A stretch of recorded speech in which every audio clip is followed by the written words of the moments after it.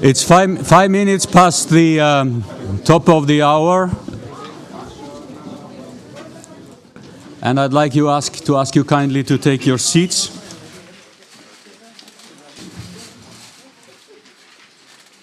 Thank you. We will also open the web streaming here. Good morning. My name is Rune Froberghagen. I am the head of the Climate Action, Sustainability and Science Department in the Directorate for Earth Observation Programs at ESA. But right now my main job is basically to guide you through the opening of this meeting.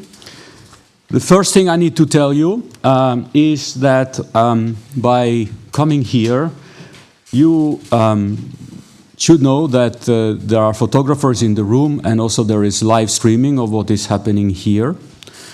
So by entering this space, you actually somehow agreed to be taken a picture of, and that might happen. If you dislike that, you can talk to the people at the registration desk, and they will make sure that your lanyard is tagged differently, a different color, and the photographer will try to avoid you. That's the only thing I want to say here at the very beginning, before I give the floor to our director, Simonetta Kelly, who will give the official opening and welcome here on behalf of ESA. Simonetta.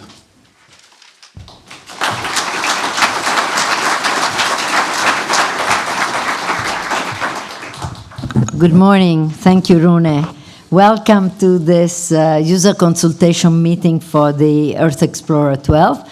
This is a great event here in Estonia, so also hello to our Estonian colleagues. Thank you for hosting us here. And really great to see you so numerous here in person in the room. I heard you're about 200 here, plus about 90 people connected. So the community of scientists, of industry that is behind these missions and the preparation of this Earth Explorer 12, it's really important, and it's a big one. So Today and tomorrow we have the user consultation meeting. This will be followed by an ACEO meeting, so the Advisory Committee of Earth Observation, which is a close group that advises the Earth Observation Directorate about the science relevance of the missions. I just met with them this morning already. It's a very important, I would say, interlocution and dialogue that the user consultation meeting will have also with this community.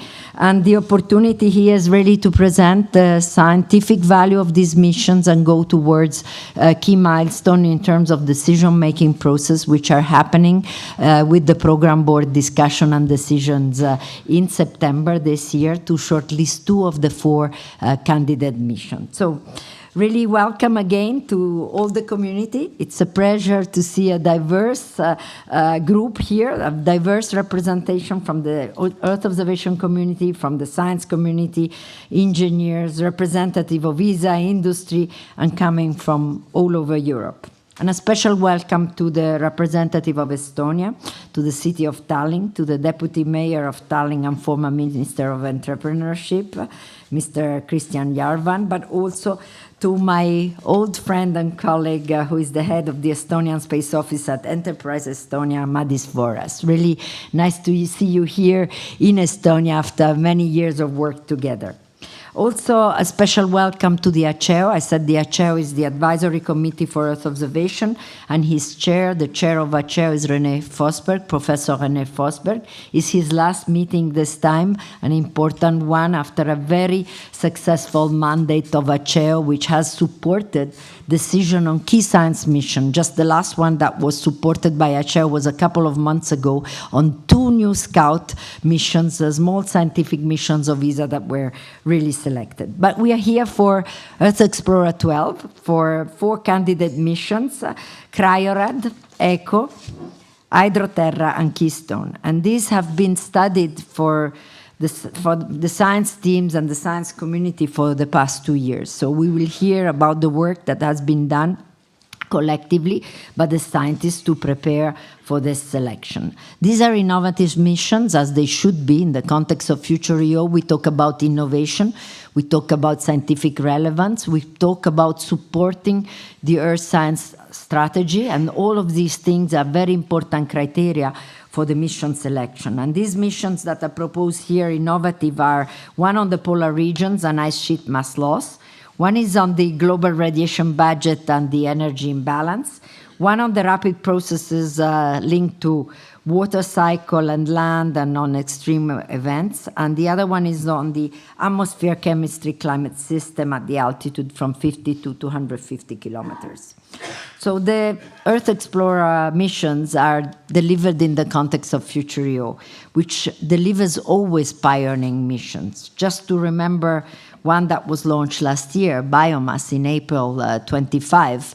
It's a mission, an explorer that took quite a number of years to be developed and launched. It's a mission related to climate change with a P-band radar on board, never flown before, an instrument that allows us today to have a 3D scan of the tropical forest to see how tropical forests have the capacity to absorb CO2. We are working now with this mission full-fledged in operational, which is a success story of Europe, but also of collaboration with the world. We have over 100 ground validating stations worldwide in Australia and Brazil that validate the data from this biomass mission. And this is fantastic. We also presented the results at the COP, at the meeting on climate in December in Brazil. But also it's a mission that beyond its initial objectives in terms of science objective is now also delivering relevant science data related to the Arctic region, but also related to the sub-Saharan desert and looking even at archaeological sites, things that we wouldn't even have imagined when the UCM of biomass met. So you have a very important role here, I think, as scientists, as user community, to really stress the relevance of the 4 candidate mission. And this year we will launch another Explorer mission, FLEX, on fluorescence. It's planned early September on board Vega C from Kourou. It's planned to be launched together with Sentinel-3C, a Copernicus 3rd mission of Sentinel-3. Also very important these days where we have a very strong heat wave. Not the case here in Tallinn, by the way. Last night I landed, it was like 9 degrees, so I didn't expect it. But I was coming from Paris and the heat wave is hitting there. And I think missions like the ones we're discussing here are all very relevant, no matter if they are scientific or Copernicus operational ones, to help us to tackle climate change. So with this, I must say the next couple of days you will present the scientific strength of this candidate mission. You will also look at the technological challenges, the programmatic aspects of these missions, and you will inform and really give a full vision to the advisory committee of those candidate missions. And I think I'd like at this point also to thank you, the mission teams, because there's been a huge work behind this organized. I was briefed about the 4 missions about a month ago before the publication of all the recap reports were distributed, both on the scientific side, but also on the programmatic, and there's been also a cost work done with the colleagues from tech, in ESA, for example, done, and this is huge amount of work that I'm sure will be extremely productive to be the basis of the discussion in the coming 2 days. I will leave the leading of this meeting to Rune. I'm here today in Estonia. I will be part-time with you and part-time I go to some Estonian meetings, and then I will also follow the ACEO remotely, because in ESA these days there's a lot of hectic work going on things which are not the summer break, but the preparation of the next interministerial meeting in December, council working groups happening. So I will have to go back to Paris, but I will follow you all remotely, and I also will open the ACEO and follow that discussion in Thursday and Friday. So really looking forward your exchanges and a good constructive debate and good presentation of the 4 candidates. Rune, I leave you the floor. Thanks.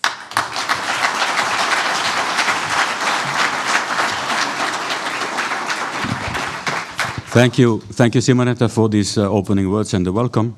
The next speaker from this podium is the Deputy Mayor of Tallinn. We are very happy to be here, and hopefully the mayor is also happy that we are here. He is Kristjan Järvan. He was also formerly the Minister of Entrepreneurship and Information Technology of Estonia. Kristjan.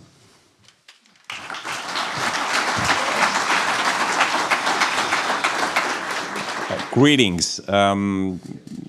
I'll start off that, am I happy that you're here or not? And yes, we are, of course, we're happy that that you're here. I want to share you some disappointments and some hopes.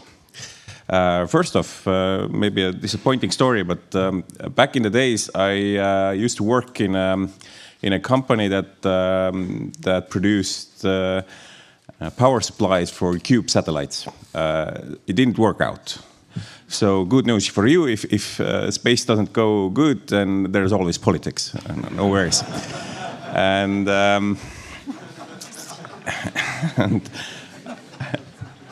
But to be more about the future, as you are here talking about, and I wanted to share some dreams also. Back in the IT days, you probably know the EU measure for last mile internet, basically digging cables, and this should be an insult to you all, because I think the last mile internet should be done via satellite. And this is something I hope ESA will definitely support in the future as this program is going on. And also on a personal level, my Starlink is made in US. I hope the next unit I can use the European competitor. So in a broader sense, I think there's been a divide by scientists and entrepreneurships that real science does not make money. But maybe we can change this paradigm, that also providing economical output and science can go together also in Europe. And now to important part, so I'll end my speech. Thanks.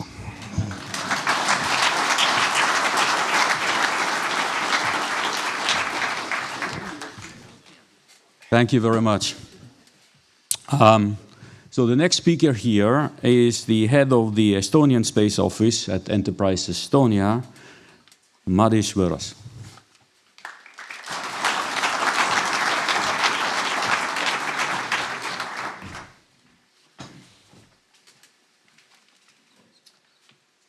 Good morning, ladies and gentlemen. It's a great pleasure to welcome you to user consultation meeting of the 12th ESA Earth Explorer missions. On behalf of Enterprise Estonia and the Estonian Space Office, we are proud to be part of this important moment shaping the future of Earth observation science.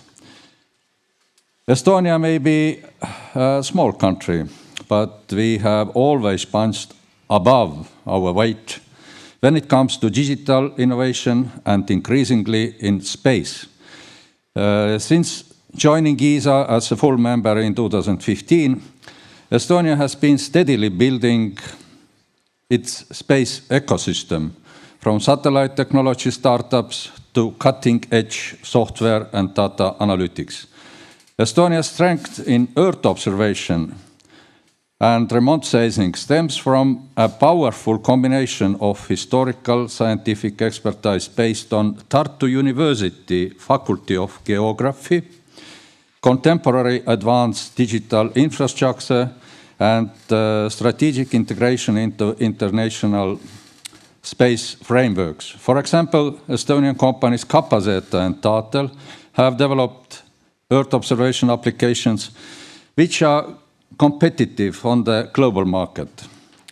Since 2017, Estonian Land Board operates the National Earth Observation Data Distribution Center EstHub.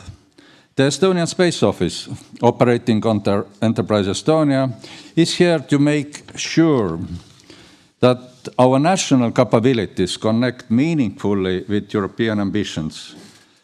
And missions like EE-12 are exactly where that connection happens.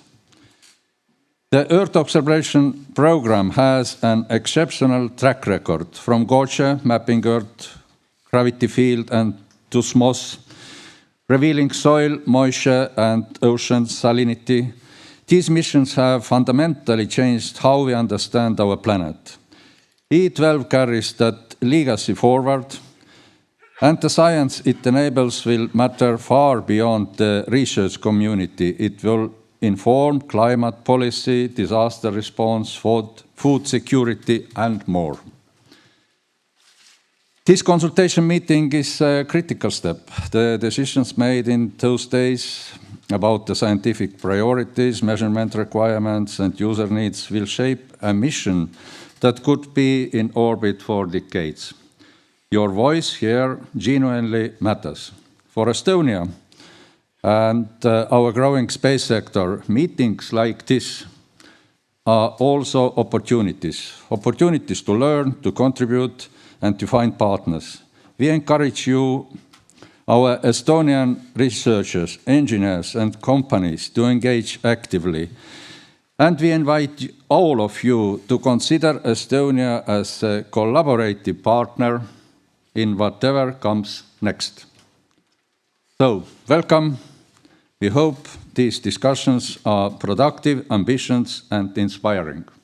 Thank you.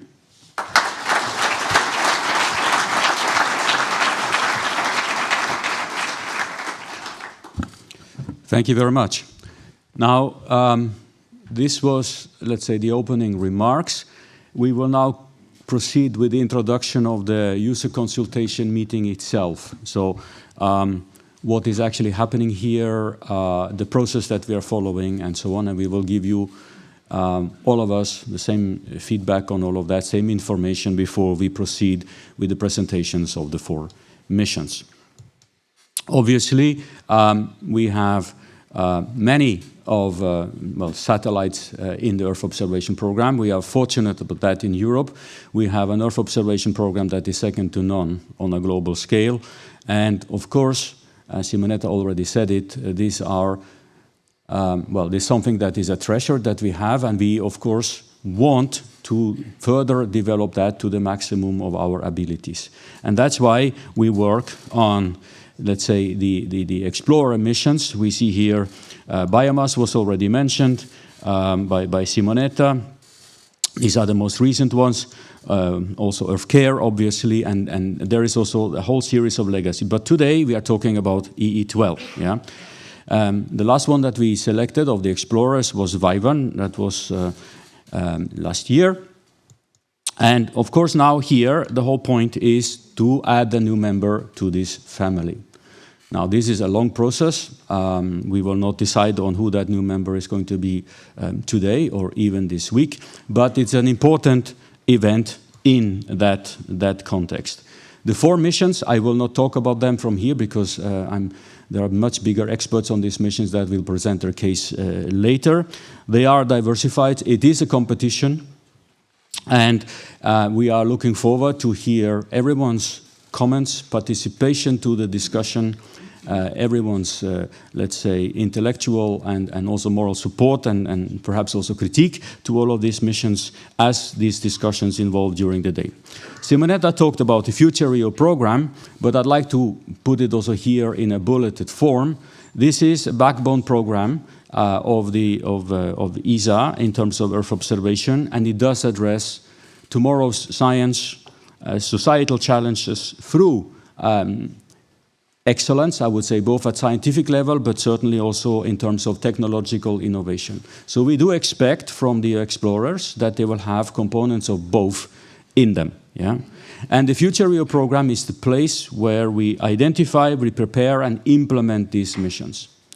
At the last Ministerial Council, this program received very strong backing from the member states, about 1.8 billion euros for the coming 3-year period. And that, of course, shows the trust that member states have in what we have all together collectively delivered in the past and also what we will be delivering in the future. It's a wonderful thing. It's a program that is full of treasures. Let's be clear about that. Simonetta talked about the biomass results. She talked about things that we are seeing emerging, that when the missions were decided upon and we had a positive decision at programmatic level that we could not even dream of.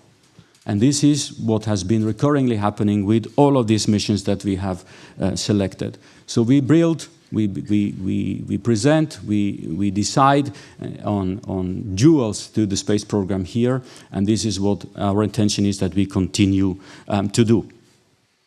In the future Rio program for the coming 3 years, this is a little bit the content in terms of missions that you see here to your right. We continue with Harmony. We are obviously building on the decision that was taken last year regarding Explorer 11 and Vyvern. We are working on a next generation gravity mission also. That's actually a pretty significant part of the budget. We will implement or decide and implement more Scout missions. These are smaller research missions with lower cost targets.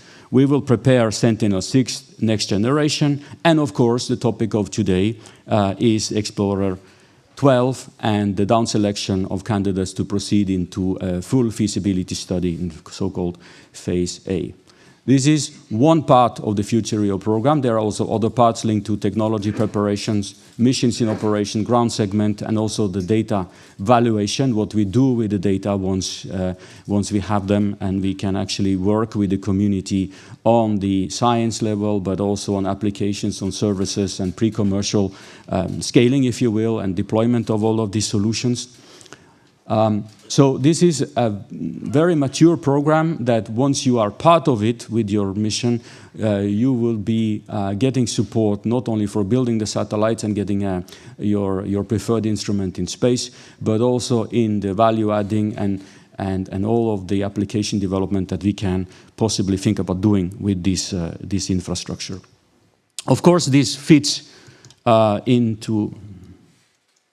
into a strategic context. Simonetta mentioned the overall ESA strategy, but also we have an Earth observation science strategy that is driving all of this.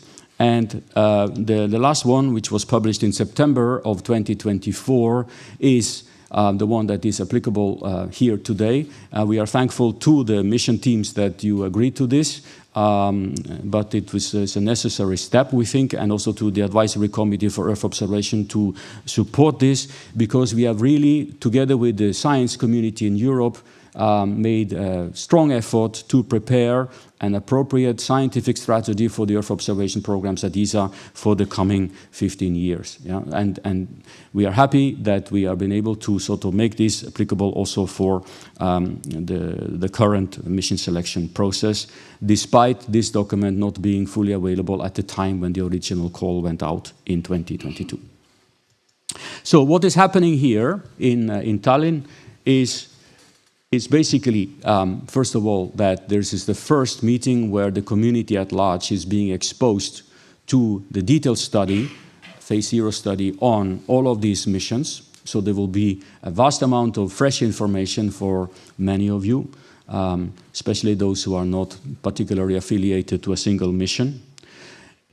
We encourage direct interaction from all of you in Q&A with the teams, to dig into the scientific merit, because we would like this critique to be recorded somehow, to be heard by everybody in the community, and certainly also to be fed forward into the Advisory Committee for Earth Observations deliberations on Thursday and on Friday. Yeah? So this contribution from all of us in the room is crucial for the recommendation process, and that's why we place great value, I would say that, great value on these user consultation meetings, simply because it contributes to the transparency, it contributes to the breadth, and also to the, let's say, correctness, if you will, of the process that we are following in the preparation of these missions. You need to be aware, as I said already in the beginning, that this event is being streamed. Yeah? So many of us are following this meeting also from remote. Welcome also to you. And you can do that also on ESA TV. So it's channel number 2, actually. It's written here on watchesa.int, channel number 2. You can follow the full event over these past 2 days. So if you have colleagues who are not here and would like to follow, that is certainly possible. Second point is that we capture questions for the mission teams through, and unfortunately that's not European email address, but that has to do with the firewall restrictions and such at the European Space Agency.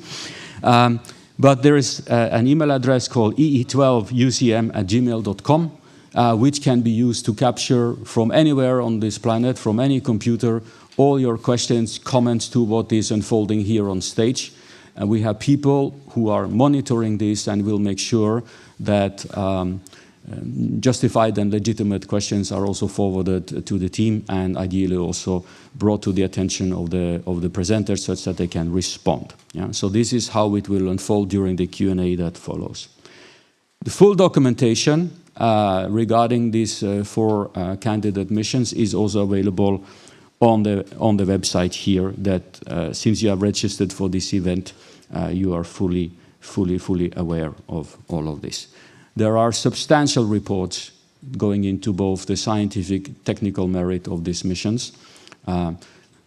Chapeau if you have read them all, because that's quite a lot of material to read. And we are thankful for the teams for having produced it, because it is really crucial for the detailed assessment that unfolds. But it also says something about the seriousness and about the quality that goes into this process of selecting the process further. So this is what I wanted to say here. It is a forum for discussion. We encourage your feedback. That's the most fundamental point here. And through all of that, we hope that we will be able to capture all of these comments and make sure that they are brought into the process in the appropriate way also for the time to come. And with that, I think I will hand over to René, who will present the role of the Advisory Committee on Earth Observation in this story of EE12. René, thank you.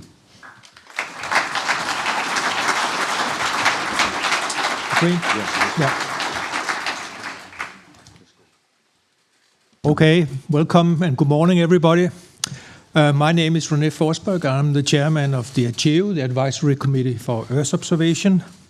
And many of you might not have heard about that. What is ACHEO really? Well, it's an advisory board.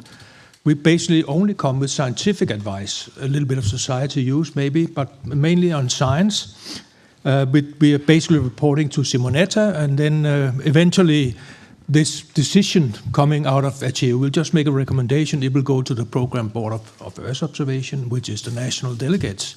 But up to now, the national delegates have never changed the ACHEO recommendations, so it is a quite important role. So we advise and make recommendations. We are also the main interpreter of the views and needs of European scientific community. So if you have questions on the general science and how we work, we are 15 members across very many sciences. Just grab any of us. We sit here in the front page, in the front second row here, and come with some input or output or whatever you want to do here. Here's a picture of all the members. So we have 13 scientists, and then we have Roberto, who is the European Space Science Committee representative, and Jarkko Koskinen, who is the head of the PBO, the National Delegates Organization, you can say. So we 15 people, we have a broad background in many different sciences. And of course, sometimes it can be challenging to have an atmosphere scientist and a geophysicist and oceanographer, everybody to sort of get the same views. But up to now, we had since many years really always ended up with a consensus. So we look very much forward to this meeting here. We look very much forward on Thursday and Friday when the decisions for the recommendations are then made. We review many of the things coming. And of course, we have four candidate missions. We now have to kind of do some kind of scientific ranking on them. Not easy. They are all very excellent. When you read the documents, we have all, from our committee, got all these documents and read them with great care. Very impressive work, but also a lot of work. So we now requested basically that we will come with some recommendations. And as I said, this is not the first time. I personally have been here since the EE9 selection. So this is the fourth major Earth observation satellite which is coming out, where I have been personally involved also. And once we have this selection or priority done, the two missions here will go to phase A, and then next year again there will be the final selection of one mission. It will be interesting process here. So I can say that on short that we got all the material for the Earth Explorer 12. And we have, as I said, the user consultation meeting now, and then we'll have the Archeo meeting on Thursday and Friday. We will look into all the scientific merit and scrutinize the majority of many of these things. And in the end, we will come up with a ranking. And then we will basically contact Rune and Simonetta and say this is the Archeo recommendation, and then it will go to the program board. So that's pretty much it. So I look forward to these days here. Thanks a lot.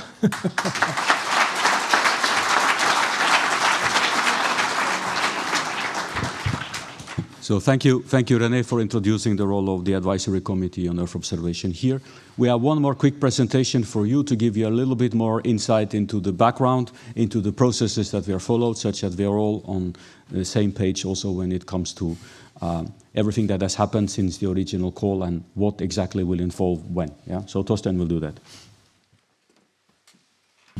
And good morning. It's great to see a full house here for the discussions of the Earth Explorer 12. My name is Torsten Fehr. I'm head of the Earth and Mission Science Division, and I can proudly say that with the team together, which I would like to thank for their support, we're also organizing the local event here.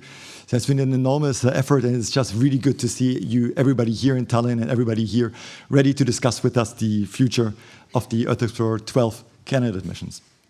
I will just give you a quick run through the background and the processes. I know that I'm the one between you and coffee. It's always a delicate situation, but I try to be as quick and as efficient. But we think it's important that you also get an overview on how we got here and what are the processes related to the Earth Explorer 12 selection. So actually, we're looking back at an enormous legacy of Earth Explorers. We're going back 30 years. So we had the first pre-selection, it was called in Granada in 1996, so exactly 30 years ago from now, where we've been pre-selecting or selecting two of our heritage missions, Goce and Aeolus. And since then, we have progressively built up this excellent science program with a number of missions which have been really groundbreaking. We had SMOS and CryoRad 2 Swarm, which are still providing us, after much longer than we ever expected, excellent data for the science community. We have launched EarthCare just 2 years ago. It's one of my, well, nobody has favorites, but this was a mission which I was personally very excited about, but this was, nobody has favorites, no? We have launched Biomass, also a favorite of mine, I have to say. So we're really looking at these excellent science missions, and we are not stopping here. We're about to launch what we have already heard a couple of times, FLEX mission, fluorescence mission, another key milestone for science. And then, of course, we're preparing already the next ones with Forum, with Harmony, and what we have heard before, also with our latest selection on Wyvern. And today we're here to discuss Earth Explorer 12. So it's really a long legacy that we're looking back to. And we're also preparing the future. So we are also not stopping here. We are also already discussing where we go forward. We are thinking about Earth Explorer 13. It's still a bit to be decided how we are setting up the call and at what time. But we're already thinking ahead so that this legacy will continue for another, say, at least a decade or so. So just coming back to a few information about what we did for Earth Explorer 12 again. We have released the call in February 2023. And we were asking for mission ideas that are covering basically all of the topics relevant to the EO science strategy that we had at the time. It was called the New Era for Advances in Societal Benefits. And as Rune has been pointing out, we have updated this one together with the science community in 2024, which will now be the one which is applicable also for the Earth Explorer 12 selection. So where are we standing now? We are actually at the end of phase 0, where the missions have to basically prove that they are compliant to what we call the scientific readiness level 4, and with all of the other programmatic aspects. And this is really why we're here now. This is where we need also your support in assessing the missions, in assessing where they stand with the science, and to get your feedback on how we should proceeding. We stop, of course, not here.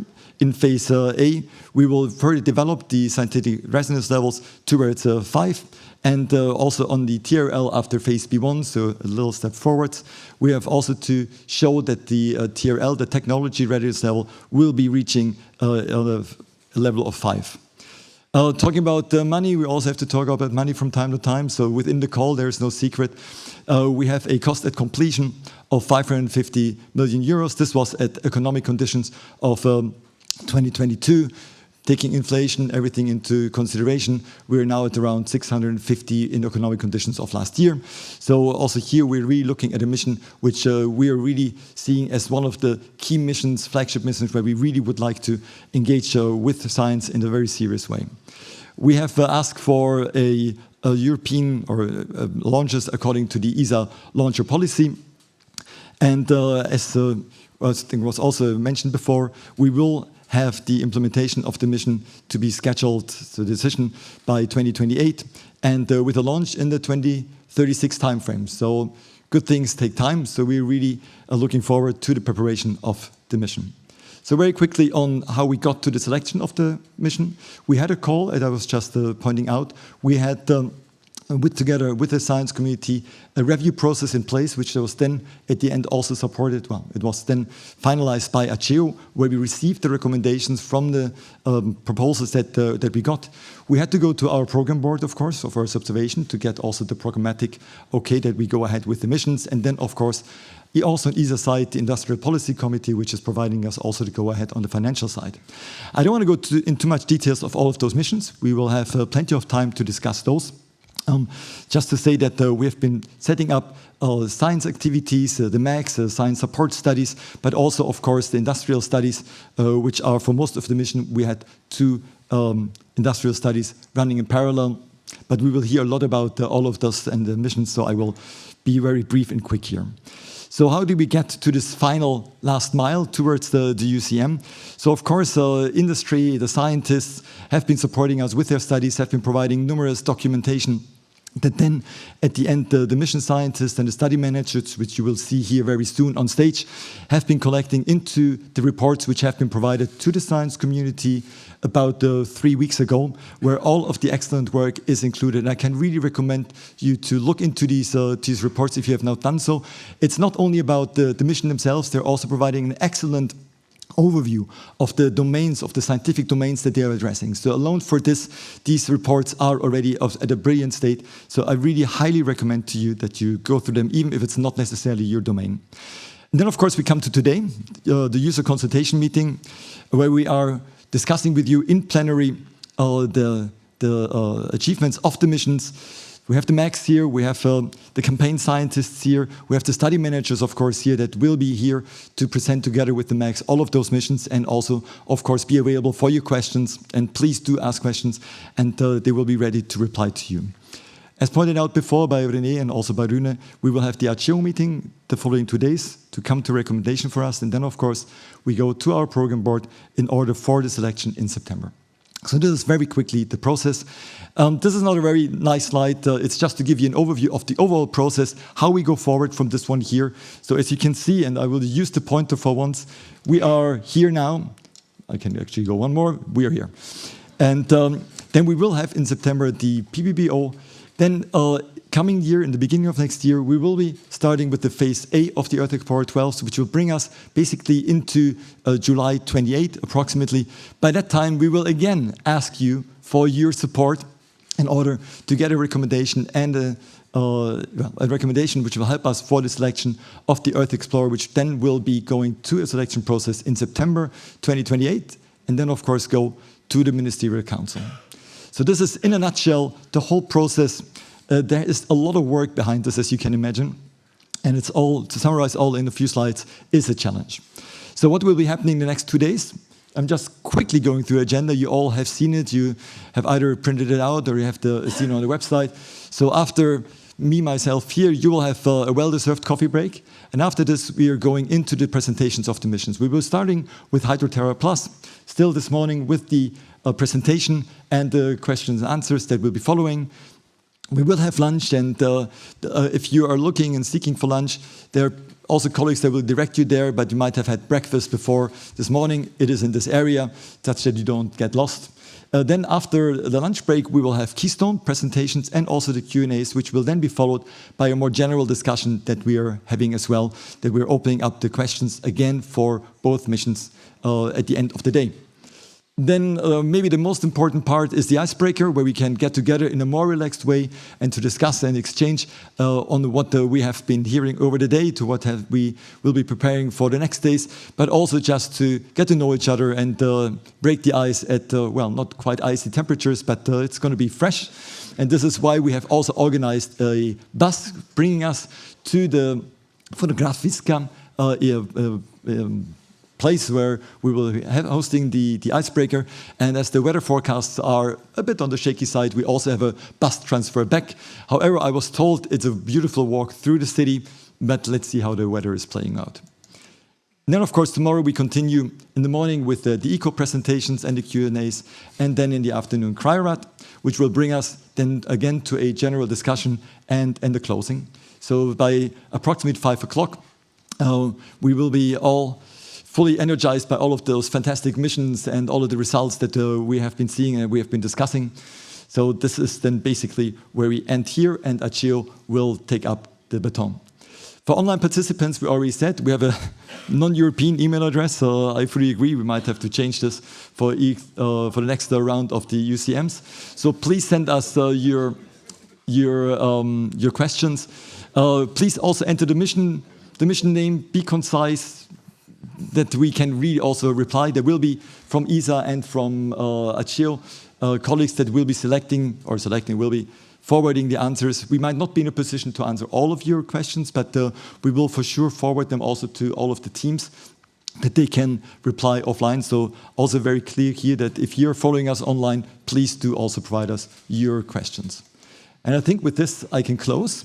And Rune, I hand back over to Rune. Thank you very much.